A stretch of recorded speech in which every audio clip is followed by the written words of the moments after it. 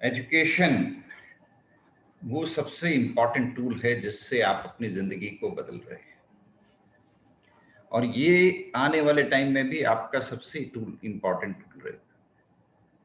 आप में से कई लोग होंगे जो गांव से निकल करके आए हैं और अब तरक्की करते करते आप महानगर के दुनिया के महानगरों के शिखर पे पहुंच जाएंगे। किसके सहारे? Education, only one tool. Education के सहारे आप वो सारी बाधाएं दूर कर देंगे जो आपके रास्ते में आएगी। Education is the most important tool. ये आपके लिए सबसे ज्यादा यूजफुल टूल है और इसके ऊपर आपको इन्वेस्ट करना है, क्योंकि आपके पास कोई पॉलिटिकल लिंक नहीं है, आपके पास कोई फैमिली बैकग्राउंड नहीं है, कोई प्रॉब्लम नहीं। सिर्फ एजुकेशन के सहारे आप वर्ल्ड की बेस्ट अपॉर्चुनिटीज को ग्रैब करेंगे और वर्ल्ड की बेस्ट अपॉर्चुनिटीज अवेल करेंगे। एजुकेशन की जो अपॉर्चुनिटीज हैं वो इमेंस अपॉर्चुनिटीज हैं, और सबसे बड़ी बात है वो करीब करीब फ्री हैं, मिनिमम कॉस्ट पे। आपकी पूरी सीए की पढ़ाई या जो भी कोर्स आप करते हैं बहुत सस्ती है फीस भारत में। और अब कोरोना पीरियड से एक और प्लस पॉइंट हो गया है, दुनिया भर के मूक्स अवेलेबल है। मूक्स यानी मैसिव ऑनलाइन ओपन कोर्सेस, जिनको कोई व्यक्ति घर बैठे कर सकता है ऑनलाइन, जहां से चाहो वहां से कर सकते हो। हार्वर्ड से कर सकते हो, एमआईटी से कर सकते हो, मिनिमम कॉस्ट पे। तो अपॉर्चुनिटीज का पिटारा आपके लिए पहले भी था, अब और खुल गए। आपके लिए अपॉर्चुनिटीज पहले भी थी और अब और ज्यादा हो गई। और इन अपॉर्चुनिटीज का प्लस पॉइंट ये है कि ये परमानेंट अपॉर्चुनिटी है।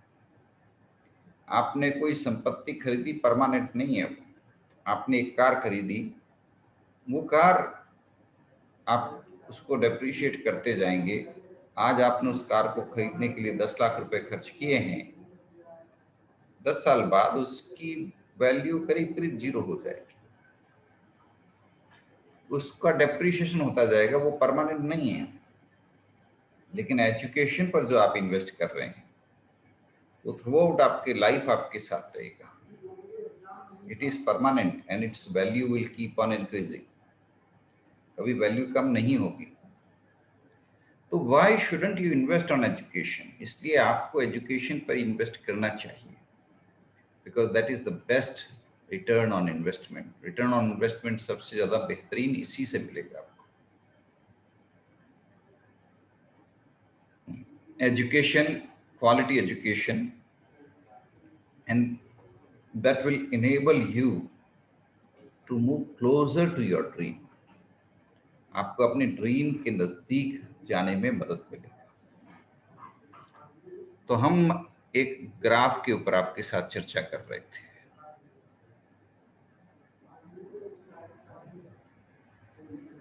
ये ग्राफ है, आपके प्रमोशंस होते जाएंगे कॉर्पोरेट सेक्टर में।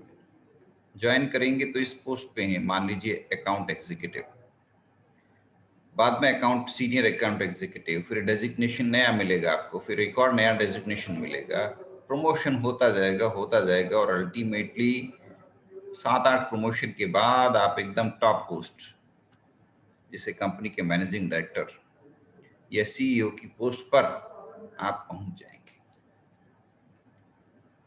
राइट? ये पहली पोस्ट पे आए तो वो कह रहे हैं आपके पास अकाउंटिंग का नॉलेज है क्या?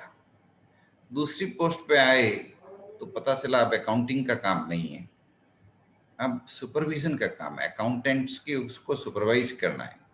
तीसरी पोस्ट पे आए तो बोले अब आपका काम फाइनेंस मैनेजर का है। चौथी पोस्ट पे आए तो पता लगा कि ये सब काम जो अभी तक आपने किए वो अब नहीं करने आपको। अब आपको पूरी कंपनी की रिपोर्टिंग कैसे करनी उसके ऊपर फोकस करना है। उसके बाद फिर प्रमोशन हुआ, नई पोस्ट मिल गई। अब इस नई पोस्ट पर आए तो आपको पता लगा जो कुछ भी आपने अब तक किया है वो कोई काम का नहीं। अब आपको जो काम करना है वो प्योर लीडरशिप का काम है। उसके बाद फिर आपका प्रमोशन हुआ तो पता चला अभी तक जो किया है वो कोई काम आपको नहीं करना, अब आपको एकदम नया काम करना है, पॉलिसी मेकिंग का काम, जो अब तक कभी नहीं किया आपने जिंदगी में। हैं? हर बार ऐसे? बिल्कुल ऐसे। यही है career, journey of career. Corporate sector में आपकी लाइफ इस तरह बढ़ती है, कुछ साल एक काम, फिर कुछ साल दूसरा काम, फिर कुछ साल तीसरा काम। तो इसमें सफलता कैसे हासिल करें? तो इसलिए आप लॉन्ग टर्म गोल वाले करियर को भी दिमाग में ध्यान में रखें, अभी जो काम करना है उसको भी ध्यान में रखें। आपका गोल मान लीजिए सीईओ बनना है, उस सीईओ के काम को भी अभी से दिमाग में रखें, और जो काम अभी आप करने वाले हैं उसको भी ध्यान में रखें। दोनों को आपस में कनेक्ट करते चलें और सीईओ के अनुसार अपने आप को तैयार करते रहें। सीईओ की पोस्ट के लिए अपने आप को तैयार करते रहे, mentally, emotionally, psychologically. This is wealth science, this is future science. मैं ज्योतिषी की बात नहीं कर रहा हूं, ज्योतिषी का के बारे में नहीं बोल रहा हूं। मैं तो ये कह रहा हूं कि आप चाहो तो आप अपने भाग्य विधाता बन सकते हो, आप चाहो तो अपना भविष्य दिशा तय कर सकते हो। किधर जाएगा मेरा भविष्य, इधर इधर इधर, कैसे जाएगा, किस तरह जाएगा, सीधे मैं ऊपर जाऊंगा, इधर जाऊंगा, इधर जाऊंगा।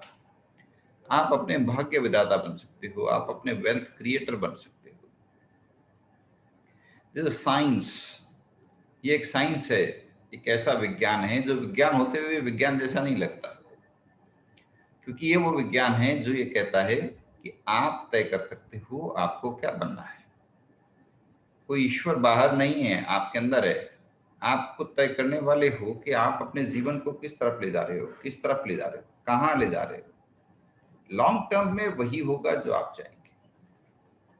आप चाहेंगे कल ये हो जाए, संभव नहीं है, लेकिन आप चाहेंगे तो लॉन्ग टर्म में ऐसा होगा। गूगल पर आप सर्च करेंगे, यूट्यूब पे आप सर्च करेंगे, ऐसे अनेकों आजकल ट्रेनिंग प्रोग्राम चल रहे हैं, वीडियोस चल रहे हैं, जो आज के युवाओं को वेल्थ साइंस या वेल्थ ईक्यू की ट्रेनिंग देते हैं। ये क्या है? वेल्थ ईक्यू क्या है?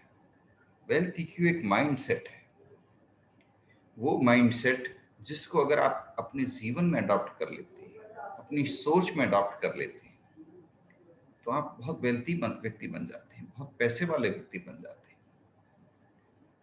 अगर आज ये तय कर लेते हो कि मुझे वेल्थी बनना है इस तरह से, अगले 4 साल, 5 साल, 10 साल का पूरा एक विजन आप बना लेते हो, तो 10 साल बाद आप बहुत वेल्दी व्यक्ति बन जाओगे, बहुत पैसे वाले व्यक्ति बन जाओगे, बहुत अमीर व्यक्ति बन जाओगे, बहुत खुशहाल व्यक्ति बन जाओगे।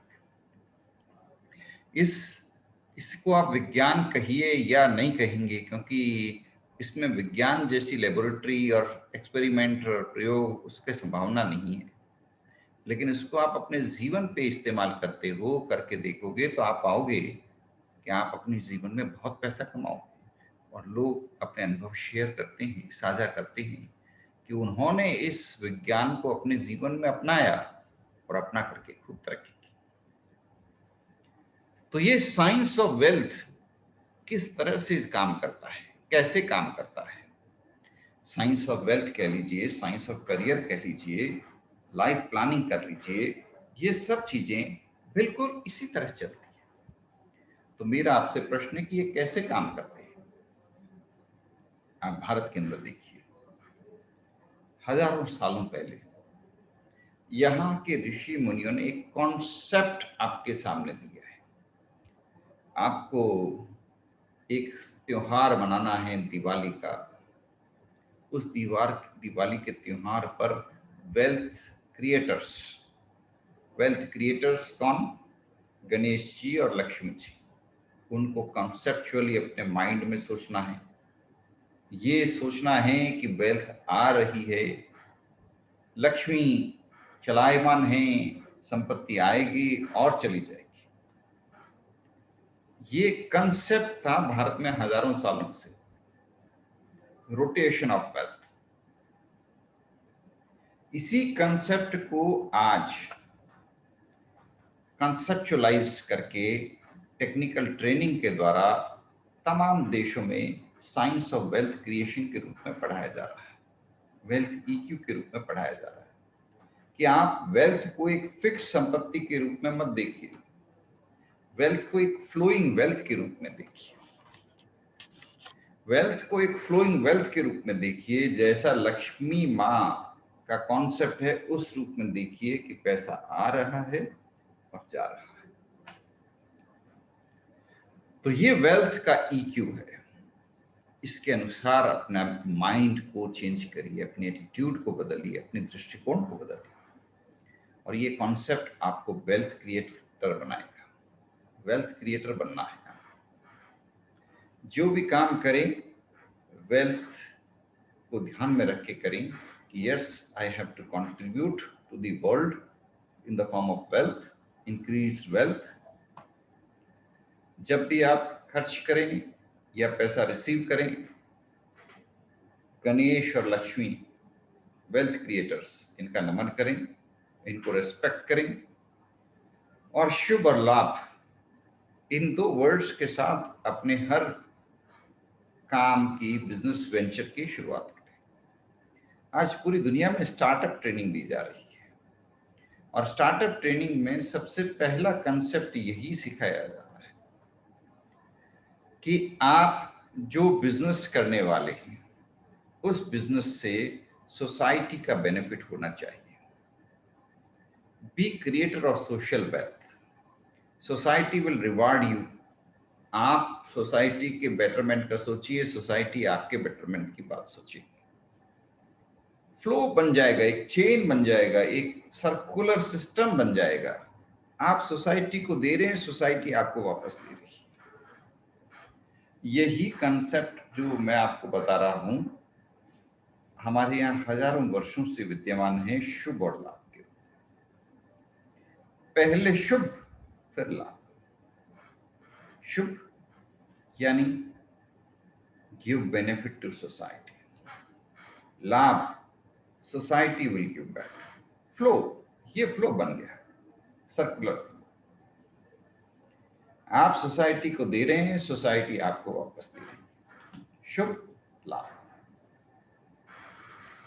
सोसाइटी के साथ आपका इंटरेक्शन बेहतरीन इंटरेक्शन होना चाहिए।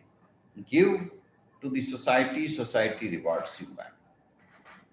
आप बिजनेस कर रहे हैं, प्रैक्टिस कर रहे हैं, अपना खुद का कंसल्टेंसी फर्म चला रहे हैं, जॉब कर रहे हैं, कुछ भी कर रहे हैं, कॉन्सेप्ट यही रहेगा शुभ और लाभ का। किस तरह आप सोसाइटी को बेनिफिट दे सकते हैं, किस तरह सोसाइटी से आपको बेनिफिट मिल सकता है। It is mutual exchange process, और इस एक्सचेंज प्रोसेस का बेस यही है फ्लो। सोसाइटी एक ऐसा है, सोसाइटी को आप समझिए एक फ्लो है पूरी तरह से। यहाँ इंफॉर्मेशन का फ्लो है, वेल्थ का फ्लो है, रिसोर्सेज का फ्लो है। जिसने भी इस फ्लो को तोड़ने की कोशिश की या फ्लो को रोकने की कोशिश की, वो कामयाब नहीं हुआ है। आपको इस फ्लो को समझना है, इस फ्लो की पावर को समझना है, और इस फ्लो से आपको वेल्थ पॉजिटिव डायरेक्शन में ट्रांसफर करना है। यही understanding of science of life. आप अगर कोई ऐसा कोर्स सीखते हैं, ऐसी कला सीखते हैं जिससे आप सोसाइटी को खूब बेनिफिट दे सकते हैं, तो यकीन मानिए आपके लिए सोसाइटी के अंदर इतने अवसर हैं, इतने अवसर हैं, पूछिए मत। आज के समय में सबसे ज्यादा जरूरत किस चीज की है? Carbon credit accounting, environmental management systems. अब आपने कार्बन क्रेडिट अकाउंटिंग का एडवांस कोर्स किया, कार्बन क्रेडिट अकाउंटिंग के आप एक्सपर्ट बन गए। अब आपके सामने अपॉर्चुनिटीज ही अपॉर्चुनिटीज। पूरी दुनिया की कंपनी आपको कांटेक्ट करेगी, पूरी दुनिया की कंसल्टेंसी फर्म्स आपको कांटेक्ट करेंगे। बजाय आप नौकरी ढूंढने के, जमाना आपको ढूंढेगा। बजाय आप दूसरों की किताबें पढ़ने के, आपके एक्सपीरियंसेस को जमाना सुनेगा और किताबें वो लिखी जाएगी जो आपके एक्सपीरियंसेस के बेस पर, क्योंकि एकदम नया फील्ड आपने चुना है, सोसाइटी की डेवलपमेंट का फील्ड आपने चुना है, सोसाइटी की बेनिफिट के लिए चुना है। तो आप सोसाइटी के बेनिफिट को अपना प्राइम गोल बनाइए और यकीन मानिए सोसाइटी आपको इतने अपॉर्चुनिटीज देगी कि आप कल्पना नहीं कर सकते। भारत के अंदर हमेशा से एक ही बात सिखाई गई बचपन में, वसुधैव कुटुंबकम। छोटे से छोटे बालक को भारत के अंदर बचपन से ही क्या सिखाया जाता था, बताइए। बिल्कुल छोटे बालक, मनोविज्ञान कहता है हमारा मस्तिष्क बाल्यकाल से बनने शुरू हो जाता है। जो हम सुनते हैं उससे हमारा मस्तिष्क बनता है, हमारी सोच बनती है, हमारा दृष्टिकोण बनता है, और जो शब्द हमारे कानों में गूंजते हैं वो हमारे दृष्टिकोण बना देते हैं। बचपन से हमारा इस तरह विकास होता जाता है। मैं आज जो कुछ भी हूं, ये मेरे माइंड में जो मेरा बेस है, फाउंडेशन, वो मेरा 1-2 सालों का नहीं है, वो मेरे उस काल का है जब मैं 2 साल का था, 3 साल का था, 5 साल का था। वो शब्द मेरे मस्तिष्क में गए और मेरे कोई नई जीवन की दिशा दी, एक दृष्टिकोण प्रदान किया। तो ये जो माइंड के जो लेयर्स हैं, ये हमारे और आपके आज के बने हुए नहीं हैं। मैं कोशिश करूं तो भी आपको क्रिमिनल नहीं बना सकता, अपराधी नहीं बना सकता, मैं लाख कोशिश कर लूं, क्योंकि आपके बचपन में इतने मजबूत संस्कार आपको मिले हुए हैं, इतने मजबूत संस्कार आपको मिले हुए हैं कि उस तरफ जाने का रास्ता ही नहीं है। मैं लाख कोशिश कर लूं, आपको क्रिमिनल बना नहीं सकता, क्योंकि आपको इतनी मजबूत जड़ें मिली हुई, इतने मजबूत संस्कार मिले हुए हैं कि उस तरफ जाने का आप सोचते ही नहीं। कई भले आदमी तो इन संस्कारों से अपने आप को इतना बांध लेते हैं। कई ब्रिलियंट बच्चे मिले मुझे, हकीकत में इतने ब्रिलियंट बच्चे, हर एग्जाम में टॉप करते थे।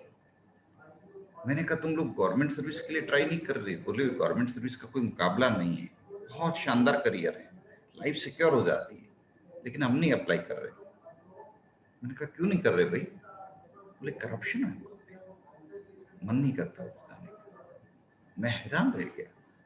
एहसास हुआ कि ये भारत की जड़ें बोल रही है, कितनी मजबूत जड़ें, कितने मजबूत संस्कार मिले हुए। तभी तो मैं कह रहा हूं कि मैं लाख कोशिश कर लूं, आपको मैं आतंकवादी नहीं बना सकता, मैं लाख कोशिश कर लूं, आपको मैं क्रिमिनल नहीं बना सकता, क्योंकि बचपन के पहले 5 सालों में, बचपन के पहले 8 सालों में जो कुछ भी आपके इर्द गिर्द हुआ, जो विचार आपने सुने, जो चर्चाएं हुई, जो फीडबैक आपको मिला, जो संस्कार आपको मिले, वो आपकी नींव बना गए। इतनी मजबूत नींव जो हिलाई नहीं हिलेगी। वो फाउंडेशन ऑफ माइंड, जिसके बारे में आपको भी पता नहीं, क्योंकि वो अनकॉन्शियस माइंड का पार्ट है। आप कोशिश करके भी आपके कॉन्शियस माइंड तक पहुंच सकते हो, आपके अनकॉन्शियस माइंड तक तो आप भी नहीं जा सकते। आपके अनकॉन्शियस माइंड तक आप खुद नहीं जा सकते, लेकिन आपके पेरेंट्स ने, आपके टीचर्स ने, आपके बचपन में जो बड़े भाई बहन थे, उन सब ने मिलकर के आपका वो अनकॉन्शियस माइंड बनाया उस पॉजिटिविटी के द्वारा। तभी तो मैं जो ये आजकल के तमाम किड्स स्कूल, किंडरगार्टन स्कूल, सब पता नहीं क्या क्या है, मैं उनको बोलता हूं कि तुम लोग क्या कर रहे हो? तुम उल्टा काम तो नहीं कर रहे? उल्टा काम कैसे? पता चला कि जो बच्चे किंडरगार्टन में जाने लग गए उनकी नींव कमजोर है, और वो बच्चे जो कभी किंडरगार्टन गए ही नहीं, खाली अपने माँ बाप दादा दादी के पास खेलते रहे, उन बच्चों की नींव वाकई बड़ी मजबूत है। क्योंकि किंडरगार्टन में क्या सीखते हैं? Jack and Jill, up and hill, कोई कहानी नहीं, कोई हकीकत नहीं। और घर पर दादा दादी या बुआ या चाचा चाची या ताऊ या परिवार से क्या सीखते हैं? वहां तो वो चीजें सीखते हैं जिससे उनकी जिंदगी का बेसिक फाउंडेशन बन जाता है। कहीं दादाजी गायत्री मंत्र सुना रहे हैं तो दादी जी कोई और मंत्र सुना रही है, सुबह सुबह अपने साथ पीपल का पूजन करने ले जा रही है, या उस बालक को गणपति अथर्वशीर्ष सुना रही है। गणपति अथर्वशीर्ष यानी भद्रम कर्णे भी शृणुयाम देव, यानी आपके कानों में हमेशा अच्छे और पवित्र बोल सुनाई दें आपको। और गणपति के रूप में ये गणपति आपके जीवन में उतरे, आपके मूलाधार में स्थित हो और पूरी दुनिया के कल्याण के लिए काम है। तो कहीं आपके पड़ोसी आपको नवकार मंत्र सुना रहे हैं जिसमें यह कामना की गई है कि इस पूरी दुनिया का कल्याण हो, पूरी दुनिया का कल्याण, किसी एक का नहीं, पूरी दुनिया का कल्याण। ये मंगल कामना ही उसका नवकार मंत्र का बेस है। तो कहीं ऐसी कहानियां सुनाई जा रही है जिसमें श्रवण कुमार की कहानी है, उस बालक की कहानी जो अपने माता पिता के लिए अपनी पूरी जिंदगी न्यौछावर कर देता है। तो कहीं दधीची की कहानी, उस महान व्यक्ति की कहानी जो अपनी पूरी हड्डियां इस ब्रह्मांड के कल्याण के लिए दान कर देता है। कहीं राजा हरिश्चंद्र की कहानी, भृगु की कहानी, नल दमयंती की कहानी। कहाँ मिलेगी ये कहानियां? किसी किड्स किंडरगार्टन या पता नहीं क्या क्या स्कूलों में। किड्स स्कूलों में तो वही जैक एंड जिल है, उसके अलावा कुछ नहीं है उनके पास। मुझे कुछ बता दीजिए, अगर किसी किंडरगार्टन में या किसी किड्स स्कूल में श्रवण कुमार की कहानी सुनने को मिलती हो, किसी किड्स किंडरगार्टन में या किसी किड्स स्कूल में जिसने भले ही दुनिया की सबसे बेहतरीन यूनिवर्सिटी से सिलेबस लेके कॉपी पेस्ट करके सबसे बढ़िया पढ़ाई करने का दावा वो करता हो, मुझे ऐसा एक किड्स स्कूल बता दीजिए जिसमें वो संस्कार देने की कोशिश कर रहा हो जो भारत के इस अद्भुत कल्चर में है। नहीं मिलेगा। तो इसीलिए मुझसे कई बार लोग पूछते हैं कि भाई तुम कैरियर गाइडेंस देते हो, अरे ये देखो साहब, गांव से निकले हुए बच्चे कितनी तरक्की कर लेते हैं, कोई बड़ा बिजनेसमैन बन जाता है, एंटरप्रेन्योर बन जाता है, इतने तरक्की कर लेते हैं और अपने गांव में जाकर के वापस मंदिर भी बना देते हैं, धर्मशालाएं खोल देते हैं, कितने बड़े काम कर देते हैं। और एक तरफ शहरों के वो लाडले हैं, इंग्लिश मीडियम स्कूलों में पढ़ते हैं, कॉन्वेंट स्कूलों में पढ़ते हैं, कभी सुनने में नहीं आया कि उस व्यक्ति ने एक मंदिर बना दिया हो, कभी सुनने में नहीं आया कि उसने एक धर्मशाला बना दी हो। तो गांव में ऐसी क्या चीज थी जो आज की शहर की इन तमाम कॉन्वेंट स्कूलों में नहीं मिल पा रही? ये गांव से निकले हुए लोग जिस किसी को भी देखो गांव छोड़ते हैं, शहरों में आते हैं, नई भाषा सीखते हैं, नई परिप्रेक्ष्य में रहना सीखते हैं, जिस पोशाक को वो गांव में पहनते आए वो पोशाक छोड़ते हैं, शहरों में आके नया लिबास अपनाते हैं, नई स्टाइल अडॉप्ट करते हैं। लेकिन उसके बावजूद वो जमीन से इतने जुड़े होते हैं कि हर साल गांव जाके आते हैं। अपने गांव के लोगों को जब भी मिलते हैं बड़े प्रेम से मिलते हैं, उनको लेने के लिए स्टेशन तक जाते हैं, अपने घर लेके आते हैं, ठहराते अपने घर में हैं, अपने साथ भोजन कराते हैं। क्या बातें हैं ऐसी उनमें। शहरों में तो ऐसे लोग नहीं बन पा रहे आजकल, एमएनसीज के कल्चर में ढल जाते हैं, बहुराष्ट्रीय कंपनियों के अंदर काम करते हैं पूरी जिंदगी और बुढ़ापे में वृद्धाश्रम में। यही तो है शहर और गांव का फर्क। तो फर्क हम सब देख रहे हैं और इस फर्क से हम वाकिफ भी हैं। हमें यह तय करना है कि हमें अपने लिए क्या चाहिए। हमें यह तय करना है कि हमें अपना भविष्य किस तरह बनाना है, जमाने में अपना कंट्रीब्यूशन किस तरह तय करना है। हम जैसा तय करेंगे वैसा बनेगा। हम अपना भविष्य तय कर ही सकते हैं दोस्तों।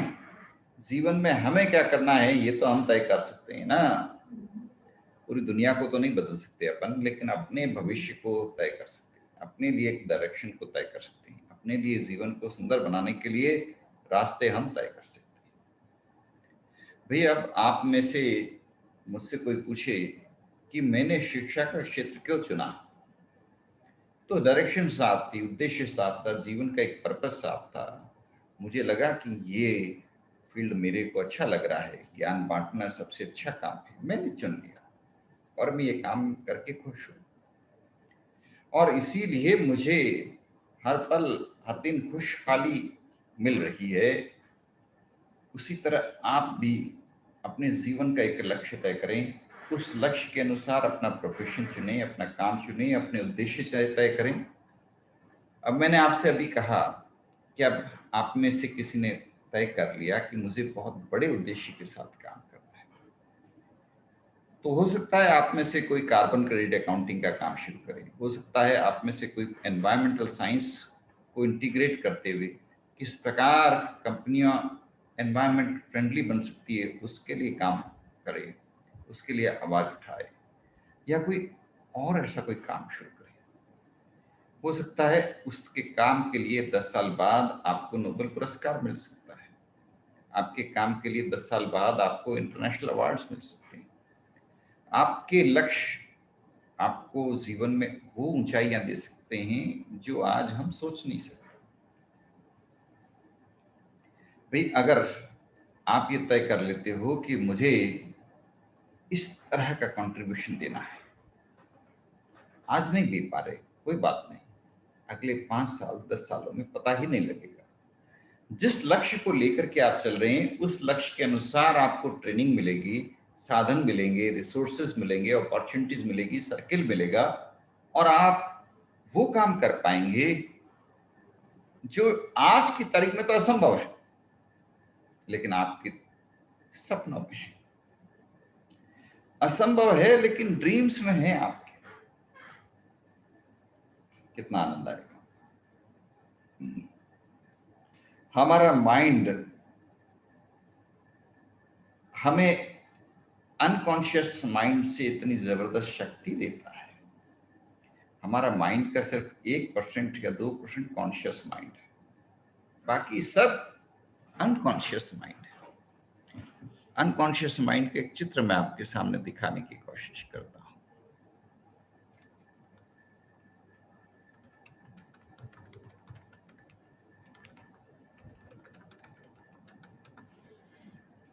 अनकॉन्शियस माइंड सिर्फ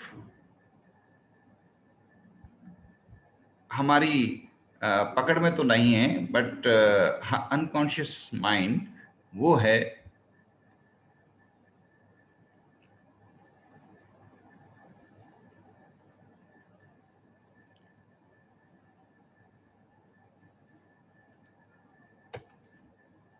अनकॉन्शियस माइंड वो है जो हमारे अंदर की सारी ताकत है, अद्भुत ताकत है, और हमें पता भी नहीं। अब ये एक अनकॉन्शियस माइंड का एक चित्र मैं आपके सामने दर्शन कर रहा हूं। ये चित्र आप देख रहे हैं तो ये बर्फ का चित्र है, कोई भूत प्रेत का चित्र नहीं है। बर्फ बर्फ का एक टुकड़ा होता है, वो पानी में जब तैरता है तो उसका 5-10% हिस्सा है वो पानी के ऊपर रहता है, बाकी सारा पानी के नीचे होता है।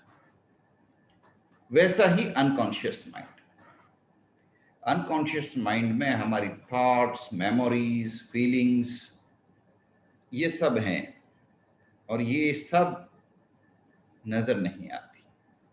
क्योंकि नजर तो आती है कॉन्शियस माइंड जो हार्डली 5% है, और अनकॉन्शियस माइंड नजर नहीं आता, लेकिन उसका हमारे बिहेवियर पर, हमारे एक्शंस पर जबरदस्त प्रभाव पड़ता है। वो हमारे ड्रीम्स के रूप में रिफ्लेक्ट होता है, हमारी इच्छाओं के रूप में रिफ्लेक्ट होता है, हमारी कामनाओं के रूप में रिफ्लेक्ट होता है। तो अगर अनकॉन्शियस माइंड कुछ चाहे कि ये मेरे को लक्ष्य हासिल करना है, दुनिया की कोई ताकत नहीं रोक सकती। अगर अनकॉन्शियस माइंड ये ठान ले कि मुझे ये लक्ष्य हासिल करना है, दुनिया की कोई ताकत नहीं रोक सकती, क्योंकि आपके सिर्फ 1%, 2% माइंड के इस्तेमाल से आप इतने बड़े काम कर सकते हो। अनकॉन्शियस माइंड तो आपका 90% माइंड है। वो अगर ठान ले, आपको किसी भी ऊंचाई तक ले जा सकता है। नरेंद्र मोदी जैसे साधारण व्यक्ति को देश का प्रधानमंत्री बना सकता है, कहाँ एक चाय बेचने वाला व्यक्ति, और कहाँ पूरे भारत का प्रधानमंत्री। ये पावर ऑफ अनकॉन्शियस माइंड है दोस्तों, पावर ऑफ अनकॉन्शियस माइंड। तो एक अनकॉन्शियस माइंड के अंदर जो आपके पास में, जो आपके माइंड में ड्रीम है, उस ड्रीम की ताकत कितनी है आप कल्पना नहीं कर सकते। वो ड्रीम आपके अनकॉन्शियस माइंड तक पहुंच जाए, फिर मजा आ जाए, फिर वो किसी भी ऊंचाई तक आपको ले जा सकता है दोस्तों। तो मैं हमेशा जगदीश भाई पटेल का उदाहरण देना चाहता हूं, और आप में से किसी ने उनके बारे में नहीं सुना होगा, तो इसलिए सुनिए जरूर। वो व्यक्ति जो न देख सकता था, न चल सकता था, देख नहीं सकता था, अंधा था, ब्लाइंड था, और चल नहीं सकता था क्योंकि आधे शरीर में लकवा था, हाफ बॉडी पैरालाइज्ड। तो जो न चल सके न देख सके, वो क्या कर सके? तो वो बिल्कुल छोटा था, तो वो अपनी माँ से पूछता था कि हे माँ, मैं बड़ा होकर के क्या बनूंगा? तो उसकी माँ उसको बहुत पॉजिटिव इंफॉर्मेशन देती थी कि जब तू बड़ा होगा तो बहुत बड़ा काम करेगा, कैसे? इंतजार कर, बहुत बड़ा काम करेगा। वो जब वो बड़ा हुआ तो उसने इतने बड़े काम किए कि हम कल्पना नहीं कर सकते।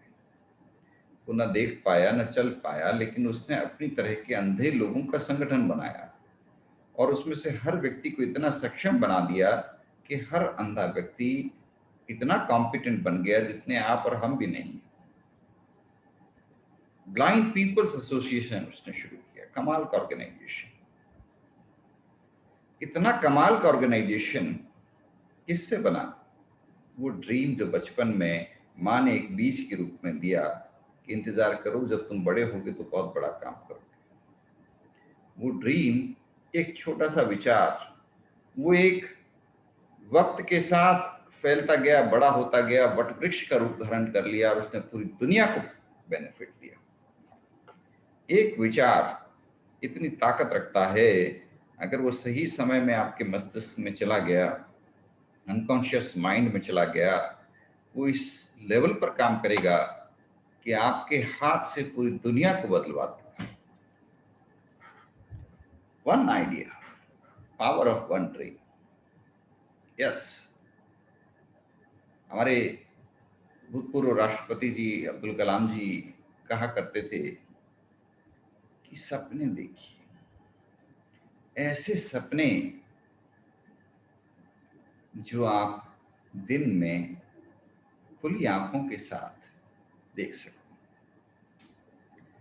जो आप खुली आंखों से दिन में देख सको, आप ऐसे सपने देखिए। ऐसे सपने देखिए जो आपकी रातों की नींद उड़ा दे, और आपको जीवन में कोई एक ऐसा लक्ष्य दे जिस तरफ जाने में आपको आनंद ही आनंद मिले। तो ड्रीम्स, सपने देखिए, और उन सपनों की तरफ अपने आप बढ़ते चले जाएंगे आप। कैसे? वो सपने आपके थॉट में काम होंगे, अनकॉन्शियस माइंड से काम करेंगे, आपके बिहेवियर में चेंज आएगा, आपके ड्रीम्स के अनुसार आपका बिहेवियर बदलेगा, आपका एटीट्यूड बदलेगा, आपका दृष्टिकोण बदलेगा, आपका व्यवहार बदलेगा, सब बदल जाएंगे। आपको पता ही नहीं चलेगा, आपके सामने अपॉर्चुनिटीज आएंगी जो आपको आपकी ड्रीम तक ले जाएगी। आपका काम सिर्फ डिसीजन लेने का है और वो डिसीजंस आपको आगे से आगे मदद करते रहेंगे। एक के बाद एक कड़ियां जुड़ जाती हैं बाद में। जब आप जमाने के बेहतरीन ड्रीमर हो, जमाने को सुंदर बनाने के लिए, जमाने को बेहतर बनाने के लिए, जमाने की मदद करने के लिए, जमाने की हेल्प करने के लिए कुछ सोचते हैं, कुछ करते हैं, तो पूरा जमाना आपकी मदद करता है दोस्तों। और इस तरह मदद करता है कि आप सोच नहीं सकते। आप जमाने को जी भर के देते हो और जमाना आपको वापस गिव बैक्स इन मल्टीप्लाइंग, और वो अद्भुत होता है। Society gives back. बांग्लादेश के मोहम्मद यूनुस की कहानी पढ़िए, नहीं पढ़ी है तो जरूर पढ़िए। ऐसे लोगों की कहानी तो पढ़नी चाहिए। वो इकोनॉमिक्स पढ़ाया करते थे और ऐसे ही अनायास उन्होंने देखा कि कल तक जो बांस के फर्नीचर बना करके सामान बेचते थे वो भीख मांग रहे हैं। क्या बात हो गई? उनसे पूछा, भाई तुम बांस का अपना फर्नीचर वगैरह बनाया करते थे, वो क्यों नहीं बना रहे? बोले पैसे नहीं है। कि कितने पैसे चाहिए? 1000 टका। तो कि मैं तुमको उधार दे देता हूं, तुम अपना एक ग्रुप बनाओ और उस ग्रुप में काम करो। ऐसे 47 ग्रुप्स को उन्होंने पैसे दिए, क्योंकि वो बोले बैंकों से लोन नहीं मिलता, बैंक मैनेजर चक्कर लगवाते रहते हैं। ये हकीकत है। आप छोटा लोन लेने बैंक के पास जाओगे, बैंक कभी आपको लोन नहीं देगा। आप करोड़ों रुपए लोन लेने जाओ, बहुत बड़ी फाइल है आपकी, बैंक वाले खुद चल के आपके घर आएंगे। लेकिन आपका छोटा सा लोन है, बैंक वाले आपको चक्कर लगाते रहेंगे। ये कटु सच्चाई है। इस कटु सच्चाई को देख करके मोहम्मद यूनुस ने अपने लेवल पर एक छोटी सी बैंक शुरू कर दी कि इनको चाहिए कितना? 1000 टका मैं देता हूं, नुकसान होगा तो मेरा नुकसान होगा, और अगर प्रॉफिट हुआ तो ये लोग इतना शानदार काम करेंगे, मजा आ जाएगा। तो उन्होंने इस तरह अपने काम को आगे बढ़ाया और आप और देख करके ताजुब करेंगे, हैरान हो जाएंगे कि बैंकों से जो लोग लोन लेते हैं वो वापस नहीं चुकाते। बैंकों में दुनिया भर के बैड डेब्ट्स, दुनिया भर के बैड डेब्ट्स। लेकिन मोहम्मद यूनुस का एक पैसा बैड डेब्ट नहीं, एक पैसा बैड डेब्ट नहीं। और जो व्यक्ति कल तक भीख मांग रहे थे, उन व्यक्तियों ने फिर से बांस के फर्नीचर बना करके बेचना शुरू कर दिया। जो कल तक भीख मांग रहे थे वो एंटरप्रेन्योर बन गए। यही तो कामना थी मोहम्मद यूनुस की। एक अच्छी कामना के साथ में वो काम कर रहे थे। उस कामना के कारण कितना अच्छा काम हुआ। ताज्जुब करेंगे आप, बांग्लादेश में 2 लाख से ऊपर लोग जो पहले भीख मांग रहे थे वो ग्रुप में एंटरप्रेन्योर बन गए, ग्रुप बना के काम करने लगे, अपने पैरों पे खड़े हुए। इस शानदार काम के लिए मोहम्मद यूनुस को नोबेल पुरस्कार मिला, दुनिया का सबसे बड़ा अवार्ड, नोबेल शांति पुरस्कार। तो इस तरह के लोगों से प्रेरणा लेनी चाहिए, इस तरह के लोगों की जीवनियां पढ़नी चाहिए,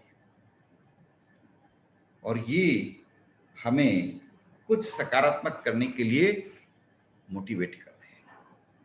हम अगर मोटिवेटेड हो गए, yes we will give something back to the society, हम सोसाइटी के लिए कुछ जबरदस्त काम करेंगे।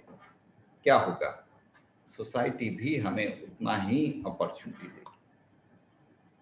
आज सोसाइटी में हजारों प्रॉब्लम्स हैं, हजारों प्रॉब्लम्स हैं, और उन हजारों प्रॉब्लम्स का समाधान चुटकियों में हो सकता है अगर आप में से एक एक व्यक्ति एक एक प्रॉब्लम को एड्रेस करना शुरू कर दे, उस एक प्रॉब्लम के एक छोटे से हिस्से को पकड़ ले कि ये प्रॉब्लम मैं हैंडल करूंगा, बस प्रॉब्लम खत्म और सोसाइटी विल बी बॉडी। आज आपके सामने हैं बिंदेश्वर पाठक। क्या आपने उसका नाम सुना है? बिंदेश्वर पाठक नहीं सुना हो? मैं सुनाता हूं उसकी नाम क्या, मैं उसकी पूरी कहानी सुनाता हूं। पाठक साहब ने भारत का वो दौर देखा जब रेलवे स्टेशन पे भयंकर गंदगी होती थी, बदबू आ जाती थी, उल्टी आने लग जाती थी। रेलवे स्टेशन के पास जाते ही उल्टी आने लग जाती थी और रेलवे स्टेशन पे आप लोगों को देखते तो शर्म आती कि ये भारत के लोग हैं क्या, बिल्कुल असभ्य लोग हैं। उस दौर के अंदर पाठक साहब ने एक विचार सोचा कि क्यों नहीं इस गंदगी को दूर करने के लिए सुलभ शौचालय शुरू करते हैं। एक एक रेलवे स्टेशन, एक एक बस स्टैंड, एक एक पब्लिक प्लेसेस पे उन्होंने सुलभ शौचालय शुरू किया। और आज आप देखिए स्वच्छ भारत मिशन तो अब चालू हुआ है, उससे पहले से ही सुलभ शौचालयों के कारण भारत में गंदगी खत्म हो गई। पब्लिक टॉयलेट्स हर कोने में मिलने लगे। पहले पब्लिक टॉयलेट नहीं मिलते थे। अरे टॉयलेट जाना भी तो ह्यूमन नेसेसिटी है, लेकिन आपको पब्लिक टॉयलेट ही नहीं मिलते थे। अब आपका घर नहीं है, आप किसी दूसरे शहर में आए हुए हो, पब्लिक टॉयलेट ढूंढ ढूंढ के पागल हो जाओगे, कहीं पब्लिक टॉयलेट नहीं मिलता था। लेकिन अब कितना अच्छा हुआ, हर रेलवे स्टेशन पे पब्लिक टॉयलेट मिल जाता है, हर बस स्टैंड पे पब्लिक टॉयलेट मिल जाता है सुलभ शौचालय नाम से। और पेट्रोल पंप वालों ने तो एक अच्छा नियम बना दिया, हर पेट्रोल पंप पे पब्लिक टॉयलेट होंगे ही होंगे। कितना अच्छा काम किया है। मैंने राजस्थान सरकार से अनुरोध किया कि हर सरकारी भवन में पब्लिक टॉयलेट्स होने चाहिए। टॉयलेट तो है, उसको आप पब्लिक टॉयलेट बना दीजिए कि कोई भी व्यक्ति इस्तेमाल कर सके, साफ सुथरा रहे, स्वच्छ रहे। राजस्थान सरकार रुचि नहीं ले रही इस काम में। क्यों? पता नहीं क्यों, वो आप समझिए बेहतर से। आज इतने सरकारी विभाग हैं, इतनी सरकारी बिल्डिंग्स हैं, हर सरकारी विभाग, हर सरकारी बिल्डिंग में एक एक पब्लिक टॉयलेट मिल, कंपल्सरी एक एक पब्लिक टॉयलेट हो जाए। अभी जो थोड़ी बहुत प्रॉब्लम है वो भी प्रॉब्लम भी सॉल्व हो जाए। तो सुलभ शौचालय किसने शुरू किया? बिंदेश्वर पाठक जी ने। आप पाठक जी का शुक्रिया अदा करिए। एक विचार जो उनके माइंड में था, उस एक विचार से पूरे देश में जबरदस्त क्रांति ला दी उन्होंने। आज स्वच्छता के, भारत में स्वच्छता के एम्बेसडर बन गए। सुलभ शौचालय इंटरनेट को कितने ही अंतर्राष्ट्रीय सम्मान मिल चुके हैं, राष्ट्रीय सम्मान मिल चुके हैं। सम्मान कुछ नहीं है, हर व्यक्ति उनके लिए सम्मान करता है। कितना अच्छा काम किया है उन्होंने। सुलभ शौचालय तो बहुत पहले शुरू किया है। मैं आज 16 साल, 17 साल, 20 साल, 22 साल के लड़कों की बात करूंगा आपके सामने। 18-20 साल के बच्चे इतने क्रिएटिव काम कर रहे हैं, समाज के डेवलपमेंट के लिए इतना क्रिएटिव सोच रख रहे हैं, इतने बेहतरीन काम कर रहे हैं। देखें तो देखते रह जाएं दोस्तों। उनकी कहानियां आप हम सब की जबान पर होनी चाहिए। उनकी कहानियां हर स्कूल में होनी चाहिए। अरे आप क्या सिखा रहे हो स्कूलों में कहानियों के नाम पर? कौन सा इतिहास रटा रहे हो बच्चों को? उस इतिहास को रटाने से क्या फायदा जिसमें खाली कत्ले आम ही कत्ले आम है, वार ही वार है। जब तक भारत का एक स्टूडेंट स्कूल की पढ़ाई करता है तब तक उसको कोई 40-50 वॉर की कहानियां याद हो जाती है। पानीपत का ये वार, पानीपत का ये वार, वो वार। अरे ये क्या सिखा रहे हो आप, क्या सुना रहे हो? सुनाना है तो भारत में हर शहर से एक अद्भुत महामानव पैदा हुए हैं। उनकी कहानियां लुप्त हो रही है। अगली पीढ़ी को वो कहानियां ही नहीं मिलेगी। इससे पहले कि वो लुप्त हो जाए, वो कहानियां आप स्कूल में शुरू करो, बच्चों को पढ़ाओ। ये बच्चों को इतने मजबूत संस्कार देंगे कि वो बच्चे भारत को उन ऊंचाइयों पे ले जाएंगे जो आप और हम सोच नहीं सकते। आप में से जिस जिसने भी बचपन में श्रवण कुमार की कहानियां सुनी है दादा दादी से, स्कूलों में तो मिलनी नहीं है ये कहानियां, और कॉन्वेंट स्कूलों में तो बिल्कुल नहीं मिलनी। लेकिन अगर आप सौभाग्य से ऐसे सुसंस्कृत परिवार में रहे हैं जहां दादा दादी शाम को ऐसी कहानियां सुनाते थे, सुबह सुबह पीपल का पेड़ पे पानी डालते थे आप, तो चांस इस बात का है कि आप जो वेल्थ क्रिएट करेंगे उस वेल्थ से समाज को लाभान्वित करेंगे। क्योंकि ये जो ह्यूमैनिटेरियन, ट्रू ह्यूमैनिटेरियन अप्रोच है, ह्यूमैनिटेरियन नहीं, पूरी दुनिया के मंगल कामना, पूरी दुनिया के कल्याण की कामना, वसुधैव कुटुंबकम की कामना, ये इन्हीं संस्कारों से तैयार होती है, इन्हीं संस्कारों से। मैं बीकानेर से हूं। अभी एक लड़की की अखबार में एक छोटी सी कहानी आई बीकानेर की, कि एक बालिका है, उस बालिका को कबूतर के पंख कट गए। उस बालिका ने उस कबूतर को उठाया, अपने घर पे रखा, प्यार से उसको दाना पानी दिया। वो जब उड़ने लग गया, बालिका ने उसको उन्मुक्त आकाश में उड़ाया और बड़ी खुश हुई। ये संस्कार की बात होती है दोस्तों। जीव मात्र के प्रति जो करुणा की भावना है, ये संस्कारों की बात होती है। ये भारत में मिल जाएगा। अभी एक गुजरात की एक व्हाट्सएप कहानी पढ़ी, व्हाट्सएप पे आई थी, आप सबके पास आई होगी, पूरे भारत में फैली। पेड़ के ऊपर कोई कबूतर था, वो बिजली के तारों के बीच उलझ गया, छटपटाने लग गया। एक व्यक्ति से रहा नहीं गया, वो सीढ़ियां लाया, चढ़ गया, उस कबूतर को निकाल दिया। बड़ा खुश हुआ, लेकिन खुशी खुशी में उसको ध्यान नहीं रहा, वो खुद कोई दक्ष इलेक्ट्रिशियन तो था नहीं, बिजली के तारों में उसने अपना हाथ डाल दिया गलती से, और वो खुद तार में उलझ गया, उसकी डेथ हो गई। तो उसकी कहानी से हम सबके आंखों में आंसू भी आया, तो ये बात भी समझ में आई कि ये भारत के संस्कार हैं। ये भारत के संस्कार इस कदर लोगों के अंदर घुसे हुए हैं, इस तरह लोगों की सांसों में बसे हुए हैं। आप मॉडर्न स्कूलों में नहीं पढ़ाओगे तो क्या होगा? घर परिवार सभ्यता समाज, ये भी तो शिक्षण संस्थाएं हैं। शिक्षण संस्थाएं केवल इंग्लिश मीडियम स्कूल ही नहीं है। शिक्षण संस्थाएं घर परिवार और हमारे सांस्कृतिक माहौल, हमारे गांव, ये सब भी शिक्षण संस्थाएं हैं, ये कोई कम नहीं है। और ये जो हमको दे रहे हैं वो अद्भुत है। तो हम इन अद्भुत संस्कारों को बचा करके अगली पीढ़ी तक किसी तरह पहुंचा सके, ये आपके लिए सबसे बड़ा चुनौती है, सबसे बड़ा काम है। तो मैं आपको बता रहा था बिंदेश्वर पाठक के बारे में, मैं आपको बता रहा था उस व्यक्ति के बारे में जिसने पूरे भारत में सुलभ शौचालय खोल दिए, अद्भुत काम किया, सलाम उसको। मैं उस व्यक्ति के बारे में आपको बता रहा था जो खुद अंधा है, चल नहीं सकता, लेकिन हजारों अंधे लोगों की जिंदगी बदल दी, जगदीश भाई पटेल।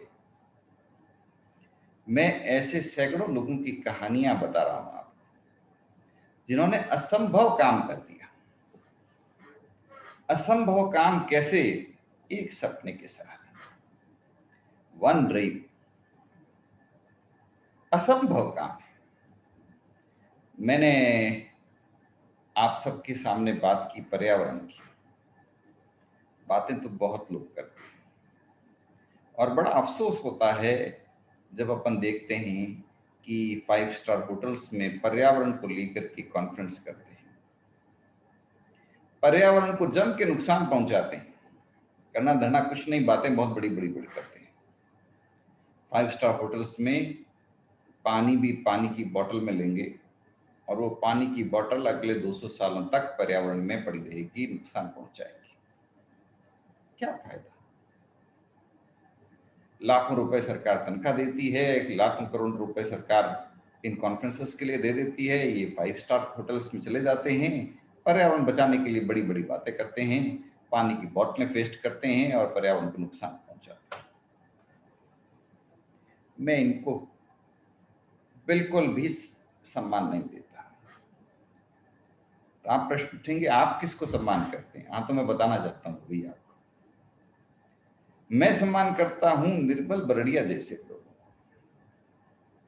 जिसके बारे में ना किसी स्कूल वाले बताएंगे, ना किसी कॉलेज वाले बताएंगे, ना कोई अखबार वाला बताएगा, ना कोई पत्रकार बताएगा, ना सरकार बताएगी, ना भारत सरकार बताएगी, कोई नहीं बताएंगे आपको। आपने बीकानेर का रेगिस्तान नहीं देखा, वहां भयंकर गर्मियों में भयंकर लू चलती है, ऐसी गर्म हवा जो किसी भी पत्ते को, किसी भी पेड़ को झुलसा के रख। इसलिए रेगिस्तान में वनस्पतियां नहीं है, वहां पूरी मिट्टी मिट्टी मिलेगी, धोरे ही धोरे मिलेगी।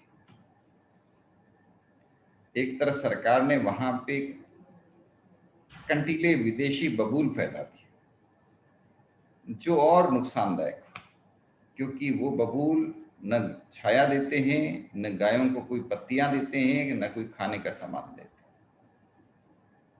लेकिन ऐसे विपत्ति भरे माहौल में, ऐसे दुष्कर माहौल में किसी के पास कोई अच्छा काम करने की आइडिया हो तो उसको सलाम करना चाहिए। तो निर्मल बरड़िया ने क्या किया? निर्मल बरड़िया ने इतना सा काम किया कि आप जैसे कुछ युवाओं को कहा आओ थोड़ा सा समय लगाते हैं, सौभाग्य से दुनिया भर की गोचर जमीन है, इस गोचर जमीन में कोई भी पेड़ लगा सकता है। आप अपने घर पे पेड़ लगाओगे, जगह नहीं है, आ जाओ गोचर पेड़ लगाते हैं। पेड़ लगाने के लिए क्या करना है? बस ये कुछ बीज हैं, जमीन में डाल देते हैं, बस बारिश आएगी, अपने आप पेड़ लग जाएंगे, कुछ नहीं करना। 8-10 साल पहले ये प्रयास शुरू किया कुछ वॉलंटियर्स के साथ, और आज वहां पे उन प्रयासों के कारण से 5000 खेजड़ी के पेड़ वापस खड़े हो गए। 5000 खेजड़ी के पेड़ लग गए। अब निर्मल जी का जोश बढ़ गया, कॉन्फिडेंस बढ़ गया, इरादे बढ़ गए, टारगेट्स बढ़ गए। अब वो कह रहे हैं मैं 10 लाख खेजड़ी के पेड़ लगाऊंगा। 10 लाख पेड़? हाँ, 10 लाख खेजड़ी के पेड़। खेजड़ी का एक पेड़ ही अमृत तुल्य होता है। खेजड़ी का एक पेड़ ही अमृत के समान होता है, मुकाबला नहीं है उसका। वो पर्यावरण के लिए कितना शुभ होता है, आप कल्पना नहीं कर सकते। और वो 10 लाख खेजड़ी के पेड़ लगवा रहे हैं। कैसे? आप जैसे युवाओं की मदद से। अभी बारिश का सीजन शुरू होगा, मानसून शुरू होगा। मानसून करीब बीकानेर में 20 जुलाई के करीब आएगा। तो मानसून आए उससे पहले ही आप जैसे युवाओं के साथ खड्डे खोदे और उन खड्डों में खेजड़ी के बीज डाल दिए। बस इधर पानी की बूंद गिरेगी, उधर उसमें से पौध खेजड़ी का पेड़ निकलेगा और अगले 5-10 सालों में वो बहुत बड़ा पेड़ बन जाएगा। और इसी तरह आगे बढ़ता रहा तो उस एक खेजड़ी के पेड़ से हजारों पेड़ और निकल जाएंगे। तो जीवन में अब निर्मल बरड़िया के पास एक पैसे का बजट नहीं, उसने एक बोतल पानी का इस्तेमाल नहीं किया है पेड़ लगाने के लिए। आप जैसे युवाओं, वॉलंटियर्स की मदद से जगह जगह पर पानी, समुद्र में, जगह जगह पर रेगिस्तान में खेजड़ी के बीज डाल दिए। खेजड़ी ऐसा पेड़ है जो बिना पानी अपने आप बढ़ जाता है, खड़ा हो जाता है, रेगिस्तान का ही है।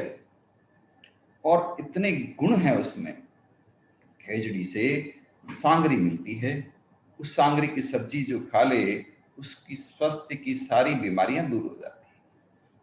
अमृत है रेगिस्तान का। और खेजड़ी का पेड़ खुद पनपता है उसके नीचे दुनिया भर की दूसरी वनस्पतियां, रेगिस्तानी वनस्पतियां अपने आप लगने लग जाती है।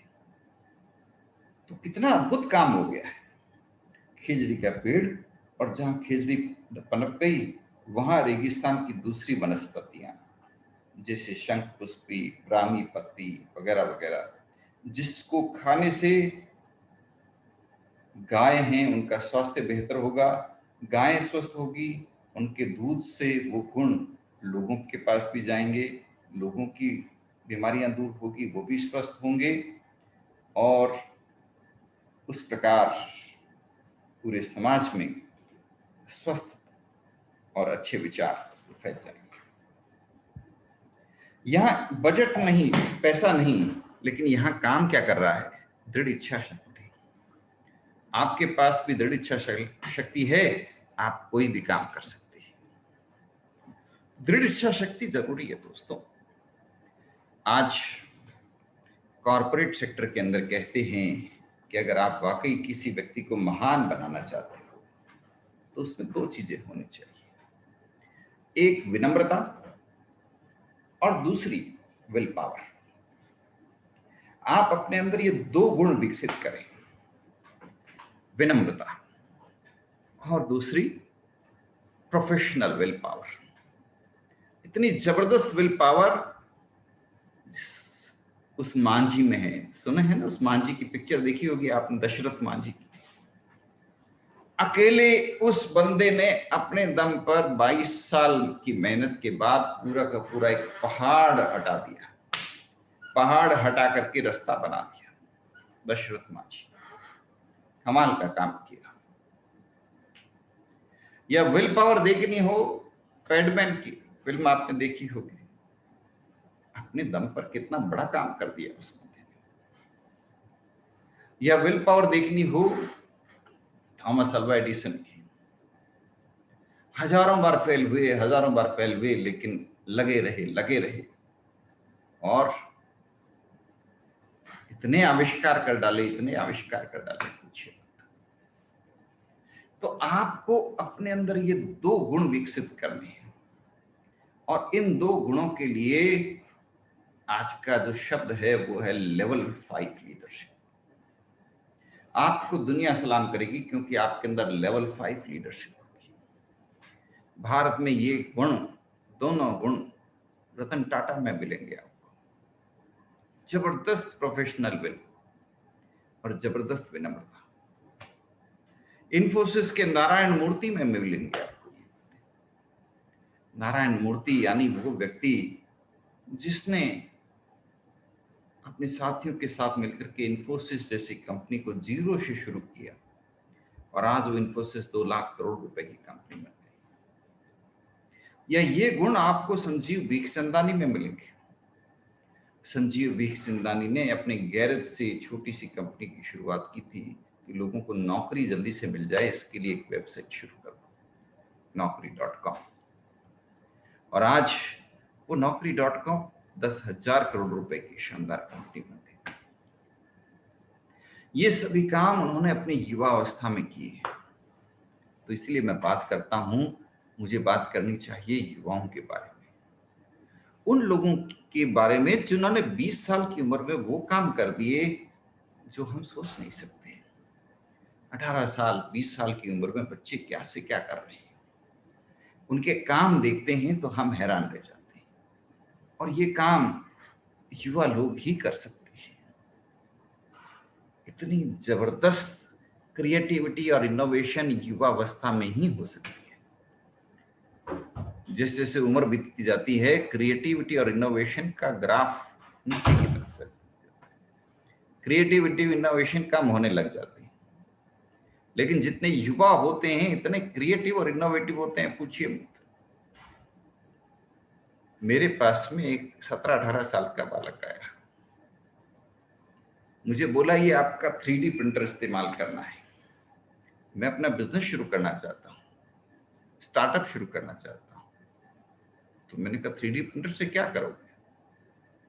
बोला जिस व्यक्ति के हाथ कट गए आर्टिफिशियल लिम्स बना करके 3D प्रिंटर की मदद से उसको लगवाऊंगा। अब ये बात किसी के दिमाग में नहीं आती, लेकिन उस छोटे से बालक के दिमाग में आई। उसने अपनी कंपनी शुरू की। हम लोग हैरान रह गए। हमने कहा गो अहेड। उसने अपनी कंपनी शुरू की। इधर बीटेक की पढ़ाई करता रहा, शाम को अपनी कंपनी में काम करता रहा। सुबह अपनी क्लास अटेंड करता, शाम को अपनी कंपनी चलाता। अपने ही क्लासमेट को अपनी कंपनी में इंटर्न के रूप में रख लिया ताकि एम्प्लॉइज का खर्चा कम से कम पड़े। सब लोग मिलके काम करते हैं। पहले साल प्रयोग किए, एक्सपेरिमेंट्स किए, लेबोरेटरी टेस्टिंग की, आइडियाज फाइनलाइज हुई। अगले साल उसका डेमो बनाया, प्रोजेक्ट उसका प्रोटोटाइप बनाया, और फिर विकलांगों की सेवा की जो सबसे बड़ी ऑर्गेनाइजेशन है भगवान महावीर विकलांग सहायता समिति, जो जयपुर फूड के नाम से पूरी दुनिया में विख्यात है, उनको दिखाया कि देखिए ये हम कर सकते हैं। उनसे ऑर्डर मिले, काम शुरू हुआ, बढ़ता गया बढ़ता गया बढ़ता गया। जब तक बीटेक कंप्लीट हुआ तब तक तो कंपनी चालू हो गई, बहुत बढ़िया लेवल पे। आपकी कंपनी एकदम नया कॉन्सेप्ट लेके आई है, जमाने को बदलने के लिए नए विचार लेकर के आई है। अगर आपकी कंपनी नए प्रोडक्ट्स हैं, नई सर्विसेज हैं, पूरे जमाने में आपके प्रोडक्ट्स छा जाएंगे, ऐसी चीजें हैं, तो फिर चिंता किस बात की। पूरी दुनिया आपके लिए फंडिंग के लिए तैयार है। उनकी कंपनी का वैल्यूएशन किया गया एक्सटर्नल वैल्यूअर द्वारा, तो वैल्यू बन के आई $500 मिलियन। वो कंपनी अब बहुत बढ़िया ट्रैक पे चल रही है। उस कंपनी का नाम है पिल्टोवर टेक्नोलॉजीज लिमिटेड। टेक्निक के द्वारा, टेक्नोलॉजी के इस्तेमाल से जमाने की मदद, उन लोगों की मदद जिनके किसी एक्सीडेंट के कारण, किसी दुर्घटना से हाथ कट गए, पांव कट गए, उनकी मदद करने के लिए ये ऑर्गेनाइजेशन काम कर रहा है। कितनी अच्छी सोच, कितने अच्छे प्रयास। आप सोच बदल दो, जमाना बदल जाएगा। सोच बदल दो, पूरा जमाना बदल जाएगा, भविष्य बदल जाएगा, पक्का है। अब पिल्टोवर टेक्नोलॉजीज के पास नौकरियों की कमी नहीं है, अपॉर्चुनिटीज की कमी नहीं है। वो व्यक्ति जिसने ये कंपनी शुरू की, वो आज सैकड़ों लोगों को खुद रोजगार देने के लिए सक्षम हो गया है। लेकिन मकसद बहुत बड़ा था, कितने बड़े मकसद के लिए काम कर रहा था। ये मकसद कहां से देवें हम? ये मकसद भारत की इस जमीन में मिल जाएंगे। भारत की जमीन में मकसद की कमी नहीं है, मकसद आप सबके अंदर भरे हुए हैं। अगर आपको थोड़ा सा टंटलेंगे, आप सब उभर करके आ जाएंगे, बोलेंगे हमारा मकसद है इतना बड़ा काम करना। कमी है तो आत्मविश्वास की कमी है। आत्मविश्वास तो चरमरा गया है। आज किसी भारतीय में आत्मविश्वास बिल्कुल नहीं है। आत्मविश्वास यानी सेल्फ कॉन्फिडेंस। हम भारतीयों को कॉन्फिडेंस किस पे है? अमेरिका पे है, यूके के ऊपर है, सेल्फ पे नहीं है। कुछ भी देखना होता है, कुछ भी पूछना होता है, अरे चलो यार वहां से पता करते हैं, यूके की वेबसाइट पे देखते हैं, यूके की यूनिवर्सिटी में देखते हैं, उनके प्रोफेसर ने क्या बताया है वो देखते हैं। अपने ऊपर बिल्कुल भरोसा नहीं है, तो we lack self confidence, lacking in self confidence. हमारे ग्रंथ हम लोगों ने तो ऐसे ही रद्दी में बेच दी है, कचरे में बेच दी है। और ये ग्रंथ किसी तरह भारत से जर्मनी पहुंच गए, या भारत से यूरोप पहुंच गए, या इंग्लैंड या अमेरिका पहुंच गए। वो बोले अरे 3000 साल पहले लिखे हुए ग्रंथ हैं, ऐसी बातें लिखती उन्होंने। अरे वाह, 3000 साल पहले ऐसी बातें सोच सकते थे क्या भारत के लोग? और उन्होंने उससे तमाम आविष्कार बना लिए, तमाम टेक्नोलॉजीज डेवलप कर ली। हमें तो विश्वास ही नहीं था ना अपने ऊपर। हमें तो अभी भी अपने ऊपर विश्वास नहीं है। हमसे, हमारे ऊपर 200 सालों तक अंग्रेजों ने इस तरह की एजुकेशन सिस्टम और इस तरह की शिक्षा पद्धति इंट्रोड्यूस की, जिसमें घोट घोट करके ये पिला दिया हमारी खोपड़ी में कि हम लोग we are yet to develop, हम तो असभ्य लोग हैं, अब डेवलप होंगे। और वो इतिहास अभी भी धीरे धीरे हमारे इतिहास में लिखा हुआ मौजूद है। कौन सा इतिहास? जो अंग्रेजों ने डाल करके झूठा मूठा जैसा भी है हमारे इतिहास की बुक्स में डाल दिया, और आज भी हम उसी को पढ़ते हैं और विश्वास करते हैं। नहीं नहीं नहीं, we have yet to develop, we are very very immature people, lacking in self confidence, आत्मविश्वास नहीं।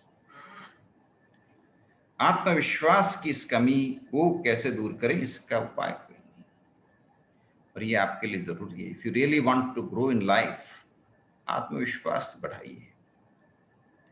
आप किसी इंटरव्यू को फेस करते हैं ना, उसमें सबसे इंपॉर्टेंट क्वालिटी आपकी क्या होती है इंटरव्यू में सक्सेस के लिए? आत्मविश्वास।